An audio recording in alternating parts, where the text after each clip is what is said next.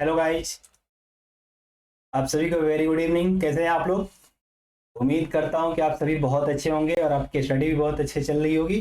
एक बार कमेंट करके आप लोग बता देंगे वॉइस क्वालिटी और वीडियो क्लियरिटी के लिए। सभी लोग कमेंट कर देंगे। सभी को वेरी गुड इवनिंग। आज का हमारा सेशन होगा पार्ट नंबर 37, जिसमें 40 इंपॉर्टेंट प्रश्न होंगे। तो आप लोगों से रिक्वेस्ट करूंगा, सभी लोग क्लास के एंड तक बने रहेंगे और क्लास के एंड के बाद सभी लोग अपना स्कोर भी बताएंगे। आज मेरी दूसरी क्लास है। इसके पहले मैंने एक और क्लास ली थी। आप लोगों से बोला था कि छुट्टी आया हूं तो एक आप लोगों से बातचीत थोड़ी हो जाती है, क्लास ले लेता हूं। मुझे भी अच्छा लगता है आप लोगों से बातचीत करके। तो चलिए फिर क्लास की तरफ आगे बढ़ेंगे। पहले प्रश्न की तरफ चलते हैं। सब कुछ क्लियर है? ठीक है, वेरी गुड इवनिंग सभी को। और चलते हैं प्रश्न नंबर फर्स्ट की तरफ। सभी प्रश्न महत्वपूर्ण होंगे, सभी लोग लास्ट तक बने रहेंगे। कोई भी क्लास छोड़ के नहीं जाएगा। कॉपी पेन ले लेंगे और 1 से 40 तक नंबरिंग कर लेंगे। 1 से 40 तक आप अपना आंसर आप लोग जो देंगे नोट डाउन करते जाएंगे और लास्ट में आप लोग मैच कर लेंगे हमारे आंसर से कि आपके कितने सही है कितने गलत है।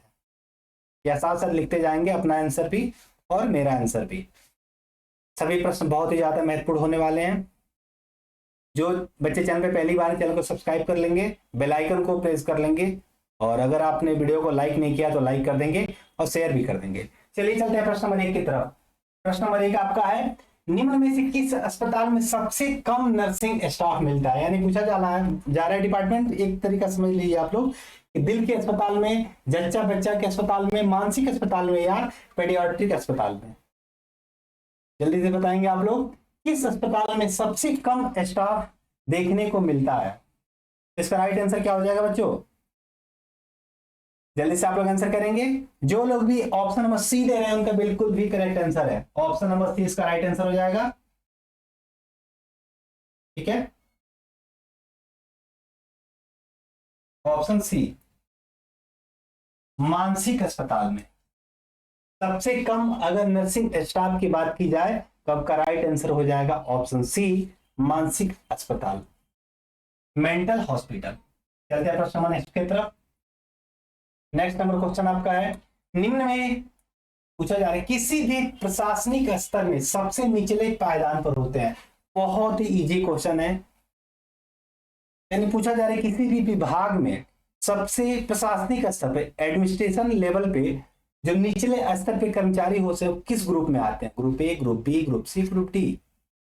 तो आपको आंसर पता होगा और मैं बता देता हूं जिनको पता नहीं है। अगर ये आंसर कोई गलत दे रहा है तो आप लोगों से उम्मीद इसके आगे में कुछ नहीं करूंगा, क्योंकि ये आंसर सभी का सही होना चाहिए और उसका राइट आंसर हो जाएगा option number D, group D.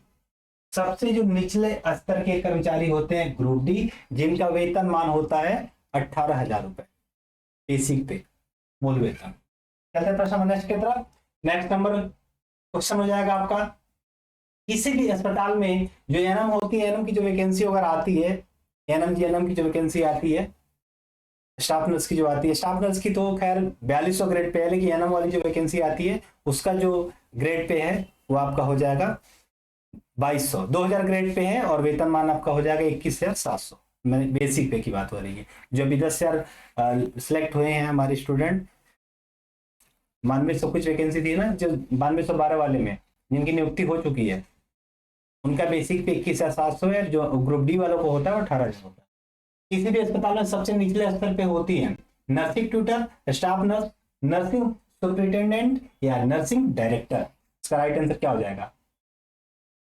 इसका करेक्ट आंसर हो जाएगा option number B, staff nurse. क्या हो जाएगा? एक सेकेंड,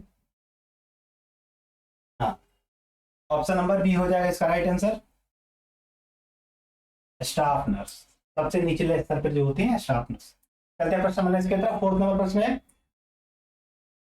जो बच्चे लाइक नहीं किए एक बार लाइक कर देंगे, जो चैनल पर पहली बार चैनल को सब्सक्राइब कर देंगे और वीडियो आपको अगर पसंद आ रहा हो तो प्लीज वीडियो को शेयर कर देंगे। नेक्स्ट क्वेश्चन है, निम्न में से अस्पताल में क्या होता है? पूछा जा रहा है अस्पताल में क्या होता है। आप सभी जानते हैं सेवा भी होती है, ठीक है, मरीजों की सेवा भी होती है उपचार भी होता है यानी ट्रीटमेंट भी, और डायग्नोस भी होता है, और इलाज भी यानी ट्रीटमेंट भी। तो आपका राइट आंसर हो जाएगा ऑप्शन नंबर डी, उपयुक्त सभी। चलते प्रश्न नेक्स्ट की तरफ।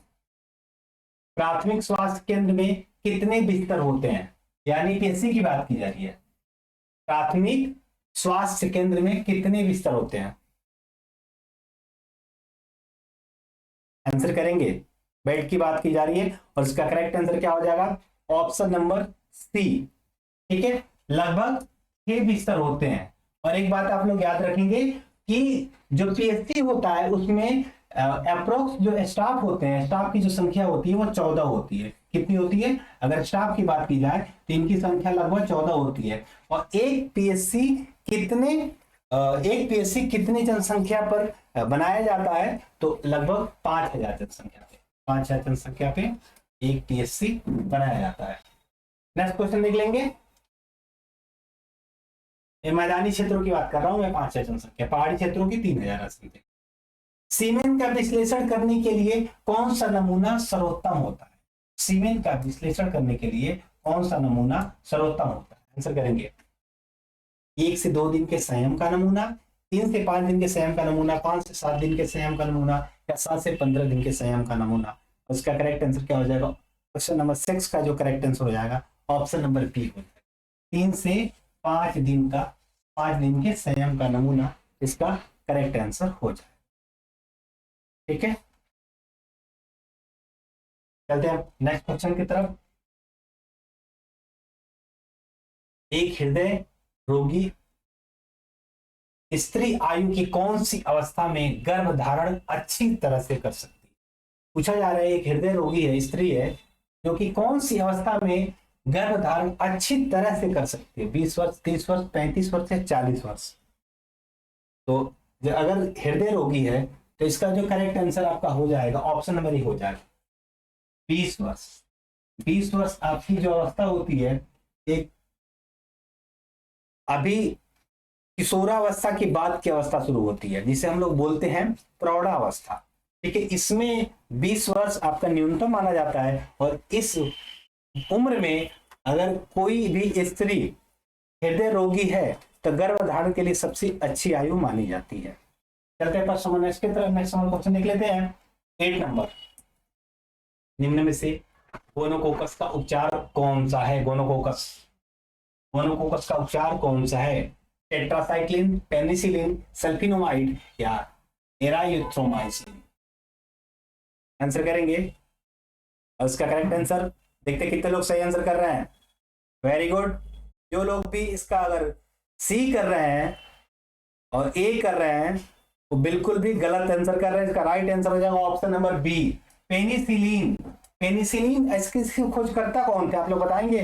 पेनिसिलिन जैसे रेबीज के खोजकर्ता थे लुइस पास्चर, पेनिसिलिन के खोजकर्ता हैं अलेक्जेंडर फ्लेमिंग। ठीक है, और पेनिसिलिन एक प्रकार का क्या है, एंटीबायोटिक है, जो बैक्टीरिया के संक्रमण के लिए प्रयोग किया जाता है। वेरी गुड, चलते हैं प्रश्न नंबर की तरफ। सभी को गुड इवनिंग। एक बार सभी लोग वीडियो को शेयर कर देंगे, और जो बच्चे चैनल पे पहली बार चैनल को सब्सक्राइब कर देंगे, जो लाइक नहीं किया लाइक भी कर देंगे। राइट आंसर बताएंगे 9 नंबर का, फैलोपियन ट्यूब की जांच हेतु कौन सा परीक्षण प्रयोग में लिया जाता है। फैलोपियन ट्यूब की पहचान के लिए, जांच के लिए कौन सा ट्यूब परीक्षण में लिया जाता है, आंसर करेंगे। कौन सा परीक्षण प्रयोग में लिया जाता है फैलोपियन ट्यूब की जांच करने के लिए, रूबिन परीक्षण, हिस्टोसैपिंजियोग्राफी या लेप्रोस्कोपी या फन परीक्षण, आंसर करेंगे सभी लोग। 9th नंबर करेक्ट आंसर करेंगे। 9 का जो लोग दे रहे हैं ऑप्शन नंबर डी उनका सही है, फन परीक्षण ही करेक्ट आंसर। ठीक है, गर्भ निरोधक गोलियों का सेवन मासिक धर्म के कितने दिनों बाद में शुरू कर देना चाहिए, कितने दिनों बाद से शुरू कर देना चाहिए, सभी लोग आंसर करेंगे। गर्भ निरोधक गोलियों का सेवन मासिक धर्म के कितने दिनों बाद से शुरू कर देना चाहिए, आंसर करेंगे 10 नंबर का। करेक्ट आंसर करेंगे सभी लोग। उसका राइट आंसर है ऑप्शन नंबर बी, मासिक धर्म के यानी मेंस्ट्रुअल साइकिल के 5वें दिन से शुरू कर देना चाहिए 5वें दिन से, ठीक है। इससे अच्छा तो हाथ से ही समझ आ रहा है। निम्न कोशिकाओं में से पित्त किन किन किन कोशिकाओं द्वारा स्रावित होता है? पूछा जा रहा है निम्न कोशिकाओं में से पित्त किन कोशिकाओं द्वारा स्रावित होता है? पित्त कोशिका, यकृत कोशिका, उपज कोशिका या उपयुक्त सभी? 11th का आंसर करेंगे। सब कुछ क्लियर है ना? वेरी गुड, गुड इवनिंग सभी को। और 11th का राइट आंसर हो जाएगा ऑप्शन नंबर बी, क्या हो जाएगा? यकृत कोशिका इसका राइट आंसर हो जाएगा। क्या हो जाएगा? यकृत कोशिका। चलते हैं प्रश्न नेक्स्ट की तरफ। नेक्स्ट क्वेश्चन देख लेते हैं। लसीकीय नोड्स नए लिम्फोसाइट्स का निर्माण निम्न में से किसके लिए करता है? लसीकीय नोड्स, नोड्स है, नोड्स नए लिम्फोसाइट का निर्माण किसके लिए करता है? आंसर करेंगे सभी लोग। श्वसनीय तंत्र, परिसंचरण तंत्र या मूत्रीय तंत्र या पाचन तंत्र? 12 का आंसर करेंगे सभी लोग। Very good. और 12 का राइट आंसर क्या हो जाएगा? जल्दी से बताएंगे सभी लोग। Very good, option number 20 correct answer हो जाएगा। परिसंचरण तंत्र इज करेक्ट आंसर। हड्डी व दांतों के निर्माण व वृद्धि के लिए कौन सा विटामिन आवश्यक होता है? हड्डी व दांतों के विकास व वृद्धि के लिए, ठीक है, निर्माण व वृद्धि के लिए कौन सा विटामिन आवश्यक होता है? निर्माण व वृद्धि है, ग्रोथ एंड डेवलपमेंट नहीं, बल्कि निर्माण व वृद्धि। ग्रोथ यानी विकास हो जाएगा, डेवलपमेंट आपका हो जाता है, ग्रोथ यानी विकास, वृद्धि हो जाता है, और आपका डेवलपमेंट यानी विकास बोलते हैं। दोनों में काफी डिफरेंट होता है। ग्रोथ क्या होता है? ग्रोथ एक निश्चित समयावधि के लिए होता है, जबकि डेवलपमेंट की कोई समयावधि नहीं होती, ये मृत्यु पर्यंत तक चलता रहता है। जैसे शिक्षा क्या है? एक डेवलपमेंट होता है, शिक्षा का डेवलपमेंट इंसान के अंदर होता है। और जैसे लंबाई हो गई, ठीक है, लंबाई का एक निश्चित मापदंड होता है, एक निश्चित समय सीमा होती है, उसके बाद से बंद हो जाती है। लेकिन बुद्धि की कोई समय सीमा नहीं होती।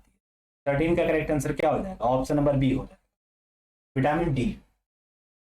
क्या आप सभी लोग जानते भी हैं? और विटामिन डी की कमी से कौन कौन सा रोग होता है?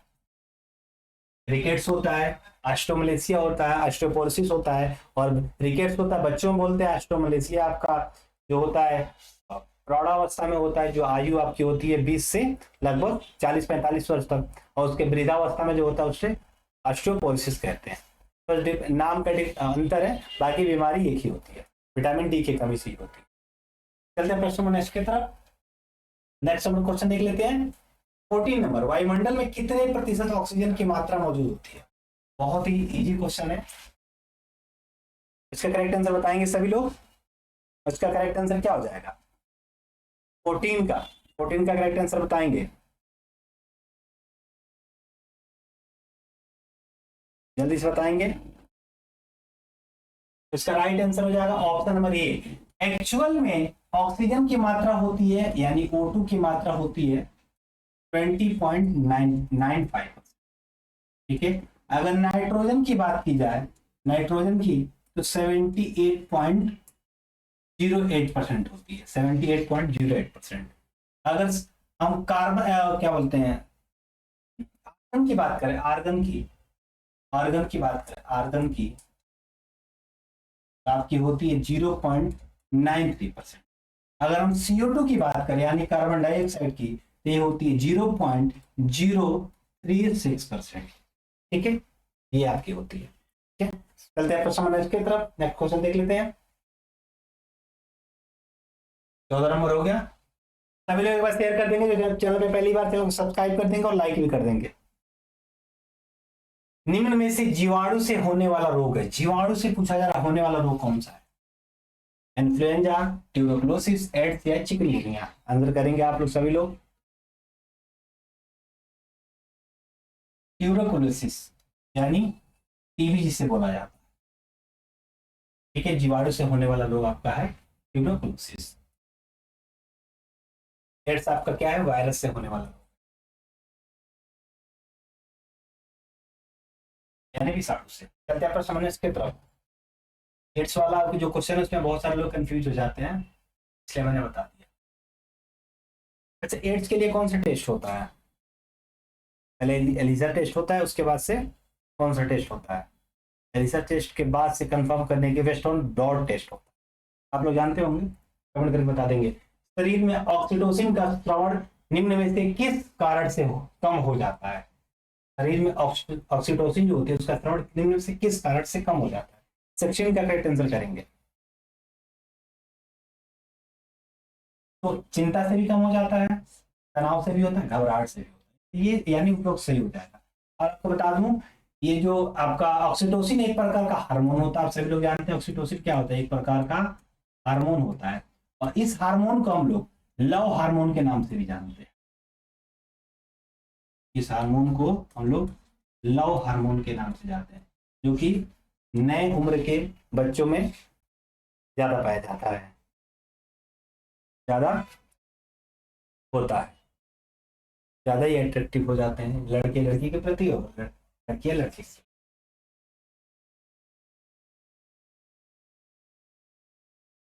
देखिए, ये जो एक समय सीमा होती है ना, जो 15 से लेके 20 22 23 साल तक जो समय सीमा होती है, ये सबसे सेंसिटिव होती है। सेंसिटिव का मतलब क्या है? यानी यही, इसी के बीच आपका फ्यूचर बनाने का जो हमें समय मिलता है, जो फ्यूचर बनाने के लिए प्लानिंग करने के लिए जो भी टाइम पीरियड होता है ना, ये इसी के बीच होता है। अगर आप इसको सही डायरेक्शन में इसका यूज कर रहे हैं तो आप बिल्कुल सफल हो जाएंगे। और बाकी एक दूसरा है जो आप लोग समझ रहे हैं मैं क्या कहना चाहता हूँ, तो इसका यूज आप लोग हमेशा सही डायरेक्शन में करिए। निम्न में से रेक्टल प्रोलेप्स का क्या कारण है? लगे आप लोग इससे काफी ऊपर उठ चुके होंगे, क्योंकि आप लोग की एज काफी हो चुकी होगी। जो मैं बता रहा हूँ उससे तो ऊपर ही होंगे, बहुत कम लोग होंगे जो इसके बीच में होंगे। रेक्टल प्रोलेप्स का क्या कारण है? Rectal prolapse, ulcerative colitis, cystic fibrosis, कुपोषण, उपरोक्सरी। आंसर करेंगे।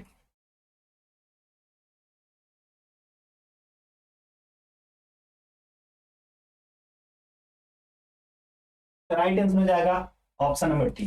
देखिए, अल्सरेटिव कोलाइटिस भी है, सिस्टिक फाइब्रोसिस भी है, कुपोषण भी, उपरोक्सरी। इसमें क्या होता है? इसमें क्या होता है? रेक्टल प्रोलेप्स एक ऐसी स्थिति होती है जिसमें मलाशय जो होता है गुदा से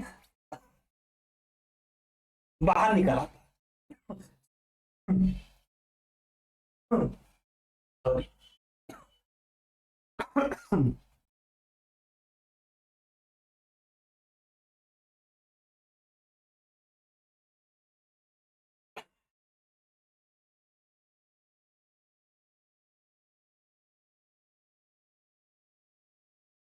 चले आगे बढ़ते हैं। नेक्स्ट नंबर क्वेश्चन देख लेते हैं। 18 नंबर, 18 नंबर क्वेश्चन आपका है। होठो, ये गलत टाइपिंग हो गई है। होठो, होठों की शैल चिकित्सा का, फिर होठों पर लगी चोट पर जब टांके लगाने हो तब टांकों के खिंचाव को रोकने की युक्ति क्या कहलाती है? लोगन वो कहलाती है, या प्रोक्टेकोटाइल कहलाती है, स्ट्रेचिंग कहलाती है, से कोई नहीं। इसका राइट आंसर क्या हो जाएगा? 18 का। 18 का राइट आंसर क्या हो जाएगा? जो ऑप्शन नंबर ए हो जाएगा, लोगोन वो कहलाती।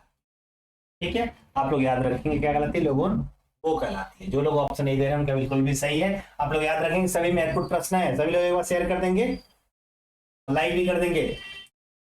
गलसुओं में सूजन का प्रवाह को क्या कहा जाता है? गलसुओं में सूजन को प्रवाह क्या कहा जाता है? बताइए। टॉन्सिलाइटिस कहा जाता है, राइनाइटिस कहा जाता है, या एडी एडिना इडेंस कहा जाता है? उपयुक्त में से कोई नहीं।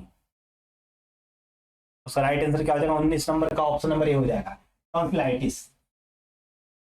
गलसुओं में, गलसुआ जो होता है इसमें सूजन आ जाती है, इसको सूजन या प्रभाव को क्या कहा जाता है? गलसुओं में सूजन को टॉन्सिलाइटिस कहा जाता है। टॉन्सिल ये बढ़ जाता है, जिसकी वजह से काफी दर्द हो जाता है, और ये या गले में भी सूजन आ जाती है। ठीक है, चलते हैं अपने समन्वय की तरफ। भारत में National Institute of Communicable Disease, यानी National Institute of Communicable Disease कहाँ स्थित है? आप लोग कमेंट करेंगे।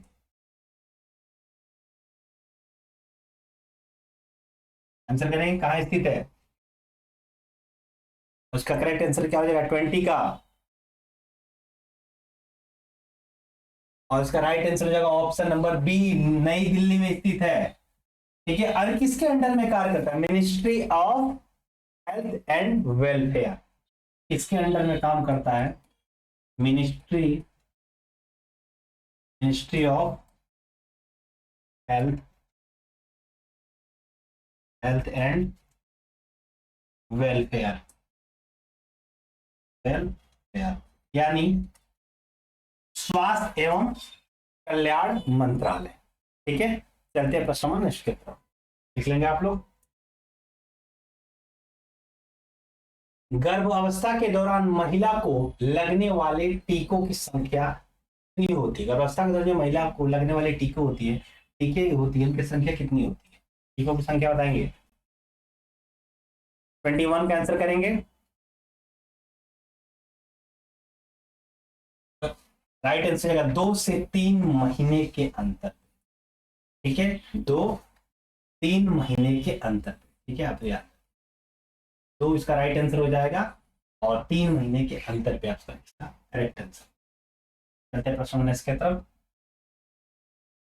मनोविज्ञान को प्रेरित करना क्या कहलाता है?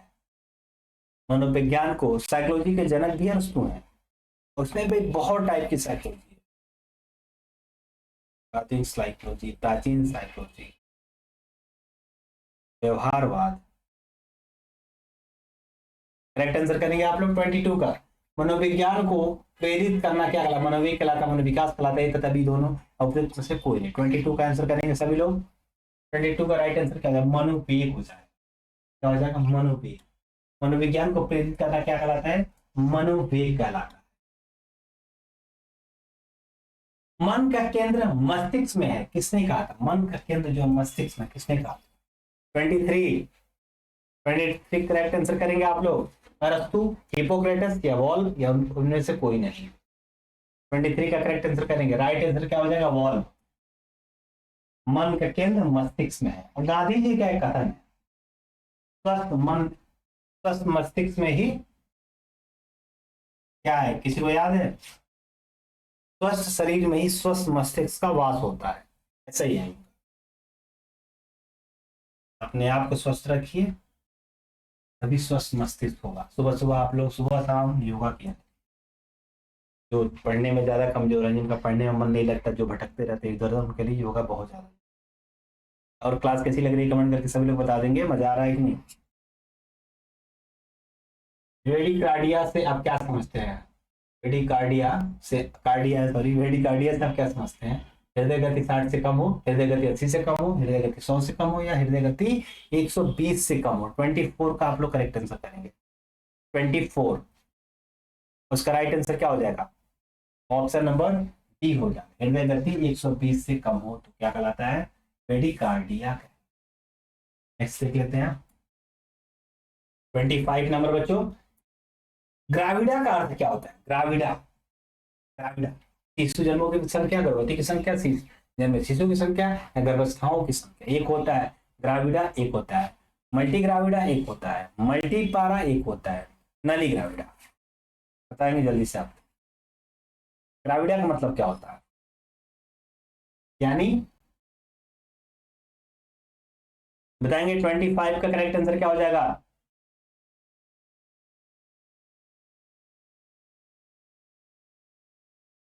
जल्दी से बताएंगे।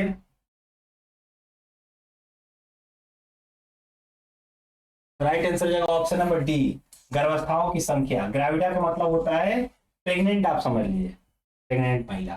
ठीक है, और एक होता है, क्या होता है बच्चों? तो multi gravida. Multi gravida multi multi gravida का मतलब हो एक बार से ज्यादा प्रेग्नेंट, एक बार से ज्यादा।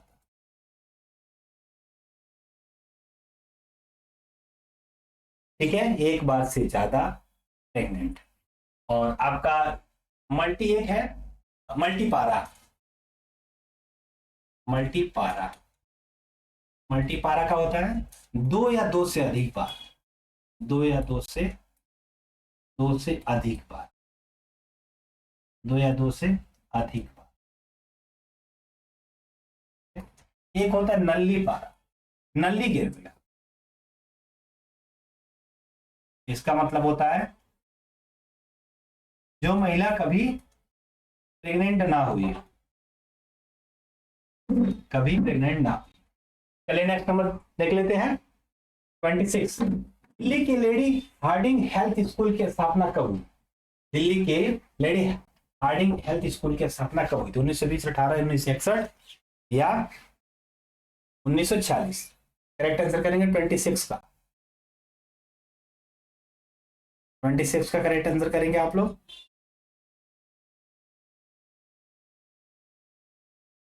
ऑप्शन नंबर 20 का करेक्ट आंसर हो जाएगा 1918 से। 1918 इसका करेक्ट आंसर। जो लोग ऑप्शन नंबर बी दे रहे हैं उनका बिल्कुल सही है। नेक्स्ट देख लेते हैं। भारत के प्रथम, क्वेश्चन मिसमैच है, इसको छोड़ देते हैं। क्वेश्चन ही मिसमैच है, क्वेश्चन ही नहीं है। मनोविज्ञान नहीं है, इनमें से क्या मनोविज्ञान नहीं है? क्रियाओं का विज्ञान, चेतना का विकास विज्ञान, मन का विज्ञान या मानव क्या इसमें से मनोविज्ञान नहीं है पूछा जाए? आंसर करना है 28 नंबर। तो right answer option number D हो जाएगा। देखिए क्रियाओं का विज्ञान मनोविज्ञान है, चेतना का विज्ञान मनोविज्ञान, मन का विज्ञान विज्ञान है बच्चों। ठीक है, मनोविज्ञान के जनक है वस्तु आधुनिक मनोविज्ञान के जनक कौन है? आधुनिक मनोविज्ञान के जनक कौन है? कमेंट कर बताएंगे सब। प्लास्टर ऑफ पेरिस की पट्टी को कितने समय तक पानी में भिगोते हैं? प्लास्टर ऑफ जो पेरिस होता है उसकी पट्टी को कितने समय तक पानी में भिगोते हैं? 29 का राइट आंसर करेंगे। 29 का करेक्ट आंसर क्या हो जाएगा? ऑप्शन नंबर ए हो जाएगा, बी हो जाएगा, सी हो जाएगा, डी हो जाएगा। 30 सेकंड, 50 सेकंड, 5 सेकंड या 5 मिनट? तो 5 सेकंड इसका, 5 सेकंड इसका करेक्ट आंसर होगा। चलता है नेक्स्ट क्वेश्चन की तरफ। एनीमा देने के लिए उपकरण की ऊंचाई सामान्यतः कितने रखी जाती है? जो एनीमा दी जाती है उसमें उपकरण जो होता है उसकी ऊंचाई कितनी रखी जाती है? आंसर करेंगे सभी लोग। 30 का आंसर करेंगे, 30 नंबर का। वेरी गुड, वेरी गुड, सभी लोग आंसर करेंगे। और 30 का करेक्ट आंसर क्या हो जाएगा? ऑप्शन नंबर डी हो जाएगा, 8 इंच। क्या हो जाएगा? 8 इंच। जो लोग ऑप्शन डी रहे हैं उनका बिल्कुल सही है, बहुत ही बढ़िया। भारत के राष्ट्रीय मानसिक स्वास्थ्य नीति की शुरुआत कब की गई थी? भारत के राष्ट्रीय मानसिक स्वास्थ्य नीति की शुरुआत कब की गई थी? 1982, 87, 1994, 2014? 31 का आंसर करेंगे।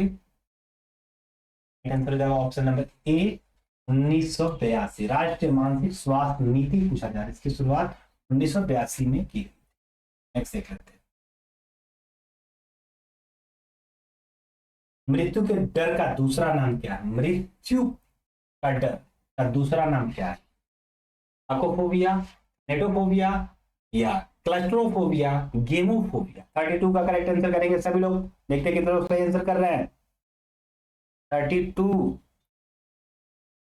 का राइट आंसर क्या? ऑप्शन नंबर बी हो जाएगा, थैनेटोफोबिया इज करेक्ट आंसर। क्या हो जाएगा? थैनेटोफोबिया इज करेक्ट आंसर हो जाएगा। ठीक है, नेक्स्ट क्वेश्चन देख लेते हैं।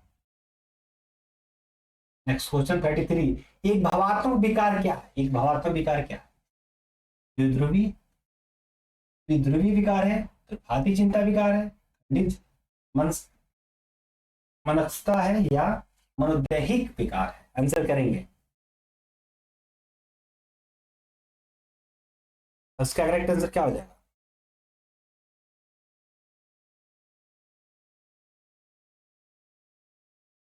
क्लियर सब कुछ? और 33 का right answer 33 option number A हो जाएगा, द्विध्रुवी विकार। ठीक है, द्विध्रुवी विकार।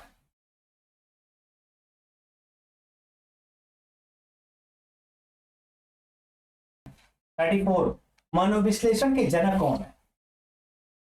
मनोविश्लेषण सिगमंड फ्राइड है, इवान पॉवलोव है, विलियम वुंट है। विलियम वुंट है, ये विलियम वुंट लिखा, विलियम वुंट है, विलियम जेम्स है। तो इसका करेक्ट आंसर क्या हो जाएगा? इसका राइट आंसर हो जाएगा, बताइए आप लोग जल्दी से।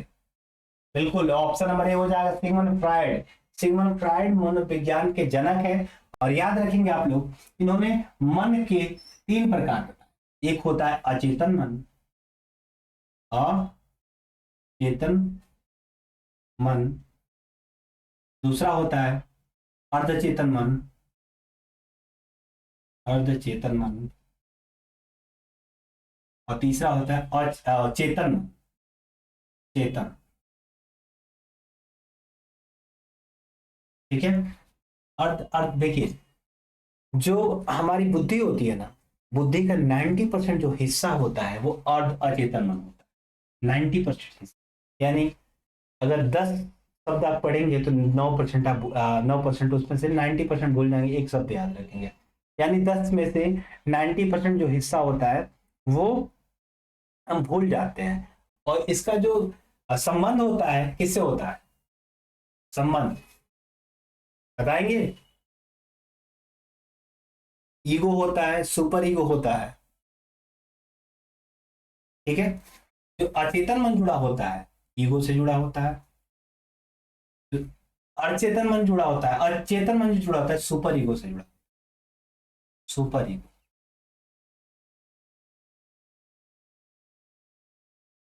ठीक है। तो अचेतन मन जो होता है 90%, यानी एक मान लीजिए बर्फ है, ये एक बर्फ माना जाता है, ये बर्फ। ठीक है, ये पानी है, ये पानी है, ये पानी है, समझा देता हूँ आप लोगों को। इसमें ये बर्फ है, बर्फ का कलर हम लोग थोड़ा सा नीला ले लेते हैं ऐसे।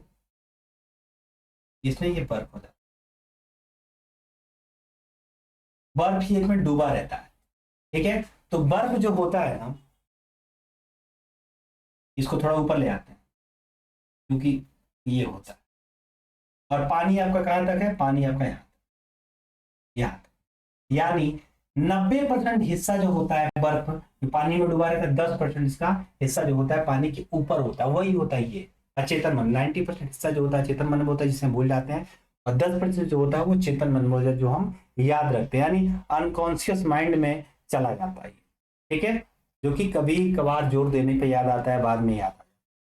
तो अचेतन अचेतन जो मन होता है, इसमें ये होता है ना कि हम लोग, जैसे ये बोतल रखी है, अब ये बोतल मुझे बहुत अच्छी लग रही है, तो मेरा मन करेगा कि मैं इसको चुरा लूं, इसको चुरा लिया मैंने। ठीक है। अर्धचेतन मन कहेगा नहीं नहीं, ये गलत है, ये मेरी बोतल नहीं, इसे नहीं चुराना, पर मैं इसे चुरा लेता हूं। ठीक है। तो ये समझ लीजिए ये किसमें चला जाता है, अगर मैं इसको चुरा लेता हूं, मतलब ये बीच वाला जो हिस्सा होता है वो कंट्रोल करने का काम करता है। नहीं कह, ये कहता है ये गलत है, और ये कहता है सही है, और वो कहता है, ये कहता है गलत है, और ये चुराने की बात करता है। ठीक है। तो वही चीजें होती हैं। समझ में आ रही है आप लोगों को। चलिए नेक्स्ट क्वेश्चन की तरफ चलते हैं। एंडोमॉर्फ की विशेषता क्या है, एंडोमॉर्फ की विशेषता, पतला एवं आलसपन, शिथिल एवं वसा, मांसपेशी एवं एथलेटिक एवं उपयुक्त सभी। आंसर करेंगे सभी लोग। करेक्ट आंसर क्या हो जाएगा 35 का, 35 का करेक्ट आंसर क्या हो जाएगा बच्चों, very good 35 option number B हो जाएगा। शिथिल एवं वसा इसका करेक्ट आंसर हो जाएगा, जो एंडोमॉर्फ की विशेषता होती है। वृद्धि एवं विकास की 12 से 18 वर्ष की अवधि को क्या कहते हैं, आ गया ना, वृद्धि एवं विकास, इसको बोलते हैं ग्रोथ, और इसको वृद्धि को, और इसको बोलते हैं डेवलपमेंट। ग्रोथ की निश्चित अवधि होती है, और विकास की, डेवलपमेंट की कोई अवधि नहीं होती। इससे क्या नाम देंगे हम लोग 36 का, इसका राइट आंसर क्या हो जाएगा, ऑप्शन नंबर बी हो जाएगा, किशोरावस्था। किशोरावस्था है, क्योंकि किशोरावस्था में ही वृद्धि होती है, मैंने पहले बताया। लेकिन विकास जो होता है, ये दोनों देखिए, वृद्धि और विकास दोनों ही किशोरावस्था, लेकिन वृद्धि आपकी उसके बाद नहीं होती है। यौनावस्था जब आ जाती है तब उसके बाद से वृद्धि आपकी रुक जाती है, यानी शरीर का आकार, शरीर का विकास जो होता है रुक जाता है। हाथ पैरों का विकास होता है, ठीक है, यौन अंगों का विकास होता है, ये सारी चीजें होती है। निश्चित लंबाई का विकास होता है, निश्चित समय तक होती है, फिर रुक जाती है।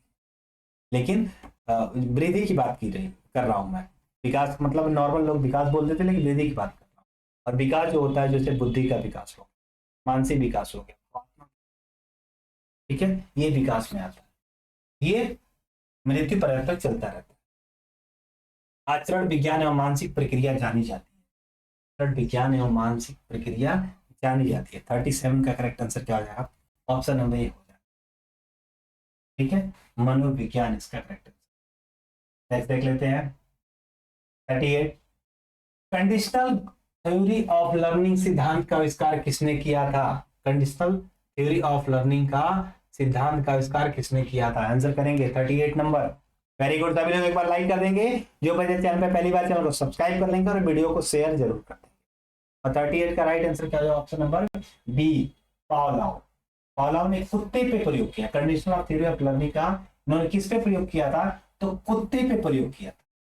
कुत्ते पे इस सिद्धांत का जो इन्होंने प्रयोग किया था, कुत्ते पे भी किया। ठीक है।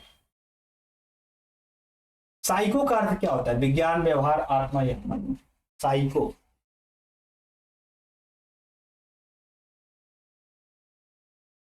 साइको का अर्थ क्या होता है? साइकोलॉजी दो शब्दों से मिल बना है। साइको प्लस लोग। साइको का अर्थ होता है आत्मा और लॉजी का अर्थ होता है विज्ञान, यानी आत्मा का विज्ञान। तो साइकोलॉजी का राइट आंसर क्या हो जाएगा? साइको का option number C correct answer, आत्मा। ठीक है, नेक्स्ट देख लेते हैं प्रश्न नंबर 40 और लास्ट। सिगमंड फ्राइड को निम्नलिखित में से किस एक सिद्धांत का पिता कहा जाता है? अभी आपने पढ़ा, बहुत इजी क्वेश्चन है। उसका राइट आंसर क्या हो जाएगा? अभिप्रेरणा का सिद्धांत, मनोविज्ञान का सिद्धांत, मनोविश्लेषण या का सिद्धांत, या संघवाद का सिद्धांत, या समांतरवाद का सिद्धांत? इसका राइट आंसर क्या हो जाएगा? मनोविश्लेषण का सिद्धांत, जिसके जनक है सिगमंड फ्राइड। ठीक है, आप क्लास कैसी लगी कमेंट करके बताएंगे। आपको स्कोर कितने हैं वो भी कमेंट बॉक्स में बताएंगे। अगर अच्छी लगी हो तो सभी लोग इस वीडियो को अधिक से अधिक शेयर करेंगे, अपने स्टेटस पे लगाएंगे, जो भी आपका ग्रुप है उसमें शेयर करेंगे। ठीक है, लाइक करके जाएंगे। चैनल को सब्सक्राइब नहीं है, सब्सक्राइब कर लेंगे। बाय बाय सभी को, good night, take care, love you all, जय हिंद, जय भारत, धन्यवाद।